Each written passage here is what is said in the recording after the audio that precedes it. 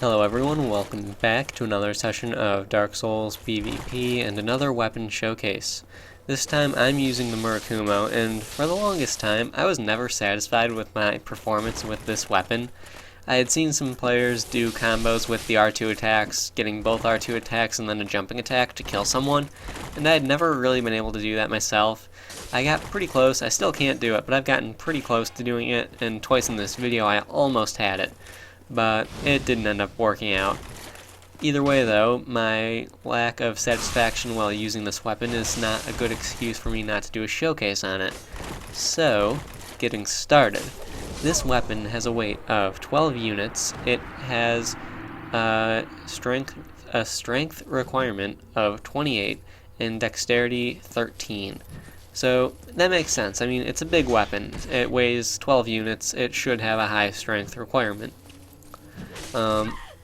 It has an E scaling in strength and an A scaling in dexterity, which also makes sense. I mean, it is a dexterity weapon, even though it does have 28 strength. It still is a dexterity weapon. I've heard a few people classify it as quality, a few as dexterity. I'm saying it's going to be classified as a dexterity weapon because even though it does have a high strength requirement, it doesn't have much of a strength scaling. I mean, E is really next to nothing. So, moving on from here. For me, this weapon, I should mention, with my 35 dexterity and 40 strength, this weapon does, or has, an AR of 531. So that's pretty good. It's about average for a greatsword. And as far as greatswords and curved greatswords are concerned, their stun locking ability is the same. So that's a very good thing for this weapon. Let's see, where should I go now? The pros and the cons, I might as well get started with those. I actually like that kill right there. See, right there, before I get started on the pros and cons, I was willing to trade hits. I might have lost, but I didn't. You never know unless you try, and it doesn't hurt to try, because if someone's in red tier stone mode, and you have a chance to win by trading hits, and you're the invader, who cares? You still get souls and humanity or whatever, either way, as long as they die. So trading hits is something I don't understand why people have an issue with. But anyway, moving on. The pros and the cons of the weapon. Getting started with the pros, I would have to say the biggest pro of this weapon is how easy it is for you to accidentally dead angle someone. I mean, you can just be swinging away and you'll just dead angle someone completely by mistake. It just happens. And that's really kind of cool. I mean, it's frustrating for the person, and it happens a lot if you're playing unlocked. And right here, I don't know how this guy was dodging all of those attacks, but oh well, I ended up getting him right around there. So anyway, dead angles. This weapon just does them all the time, and you don't really even need to try it. Similar to the Great Scythe and the Life Hunt Scythe in that way, it just sort of happens. It's just one of those weapons where it just happens. So it makes it really easy to fight against someone who's turtling. Another good pro about this weapon, its wide swings are very helpful, and they really do add a lot to the ability to dead angle. So if you actually are trying to do it on purpose, this is a very good weapon to practice it with if you're just getting started. Other things about the weapon, its running attacks. I do not believe that its running attacks can be parried. If they can, it's really, really hard. I've never actually successfully done it, and I've tried for a good few hours to do it. It just doesn't seem to happen. And right there, so close to getting that combo I mentioned earlier in the video, so close, but didn't end up working. Got a parry instead though, so made me feel a little bit better. Just a little bit. But man, so close. I'll get it someday, I will. But anyway, other pros about the weapon. I mentioned its running attack. I do not believe that can get parried. I mentioned its ability to dead angle as the biggest pro. Another really good pro would be the ability to stun lock. You can have the same stun ability as a regular greatsword class weapon with this curved greatsword and the other curved greatswords too, for that matter. So its running attack stun at 50, or its running attack stop stunning.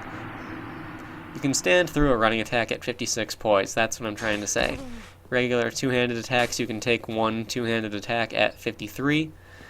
Yeah, just typical greatsword stuff. That's what this really has in common with the greatswords. It's stun locking ability, and stun ability, and stamina damage, poise breaking, all that good stuff.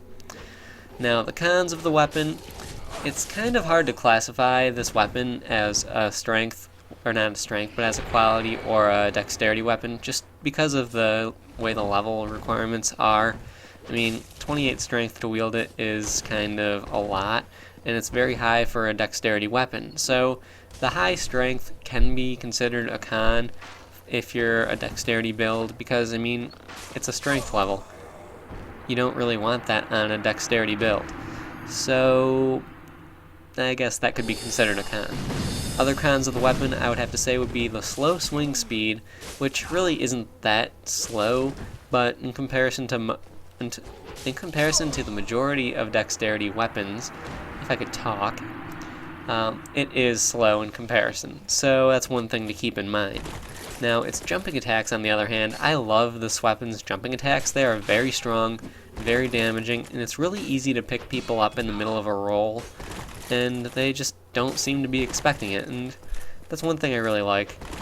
And actually, another thing I really like that people don't expect is the R2 attacks.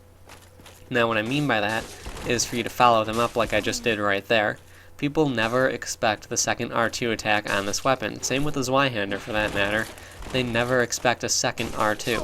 So that's one thing you can really do with this weapon and the Zweihander to, just throw people off. And it adds a bit more variety to your PvP and makes you a little bit less predictable, which is always a good thing so you don't get parried. And apparently some people don't learn that I like to follow up my R2 with a second R2, so they go in and attack me anyway. Oh well, I'm not going to complain about that. Now, that pretty much sums up the pros and cons of the weapon.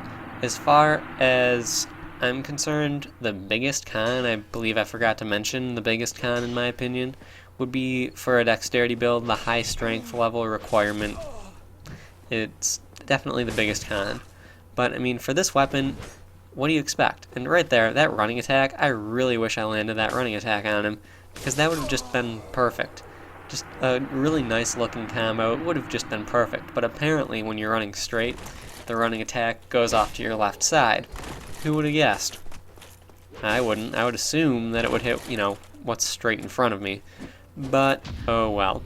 Anyway, this is the last fight in the video. I hope you guys enjoyed, hope you liked, found it helpful in one way or another, and I'll see you next time.